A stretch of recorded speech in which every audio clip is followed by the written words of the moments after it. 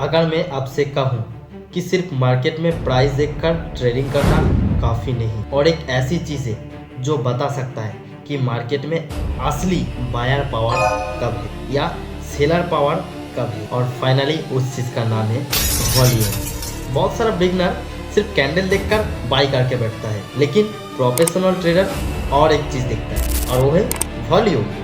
Volume हम लोगों को बताता है कि मार्केट में कितने लोग एक्टिव है, यानी कि कितना बायर कितना सेलर अभी एक्टिव है।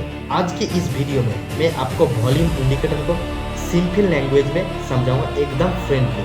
हम देखेंगे वॉल्यूम क्या होता है, वॉल्यूम से मार्केट की स्ट्रेंथ कैसे पता चलता है और चार्ट पर इसे प्रैक्टिकल तरीके से कैसे यूज कर सकता है। तो प्लीज़ वीडियो के एंड तक जरूर देखिए, क्योंकि लास्ट में एक सिंपल प्रैक्टिकल एग्जाम्पल भी दिखाऊंगा। तो चलते हैं, लेट्स गो।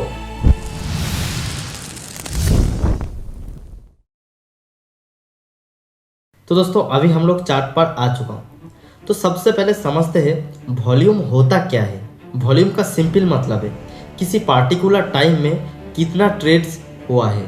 एग्जाम्पल के लिए एक कैंडल में 1000 लोगों का बाय और सेल हुआ तो उसका वॉल्यूम बहुत हाई होगा, और अगर उसी जगह में 100 लोगों ने बाय और सेल किया तो उसका वॉल्यूम बहुत कम होगा।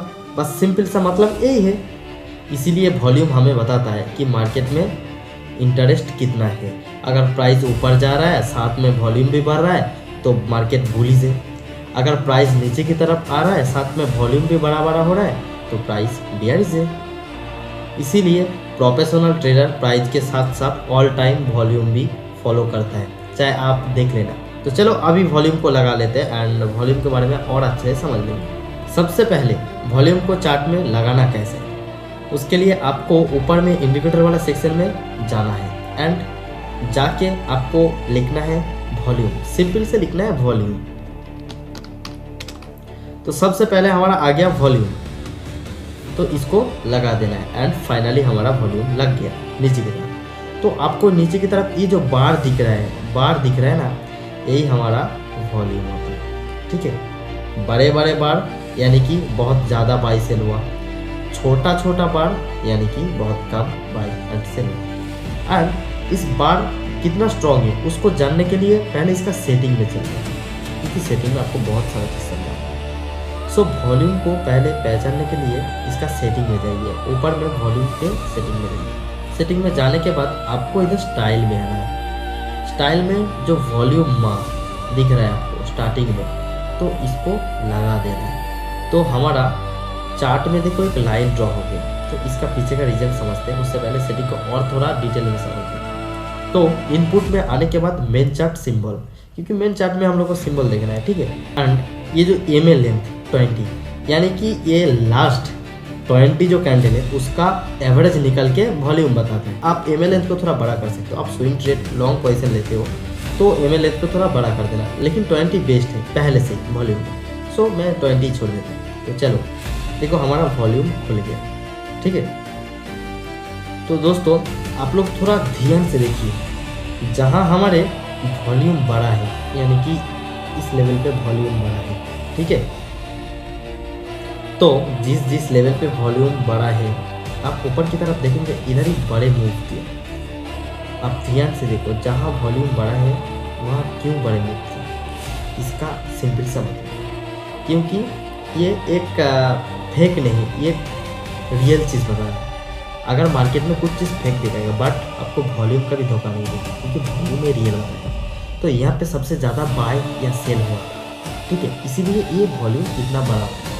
और एक चीज़, ये मैं जो वॉल्यूम माँ को ऑन करने के लिए बोला, ये क्यों लगाने के लिए बोला, इसका एक सिंपल सा मतलब, जिस कैंडल यानी कि जो वॉल्यूम बार जो वॉल्यूम माँ जो लेवल है उसको टच किया, यानी कि वो स्ट्रॉन्ग लेवल है, यानी कि वो स्ट्रॉन्ग कैंडल है, क्योंकि वो वॉल्यूम माँ को टच किया।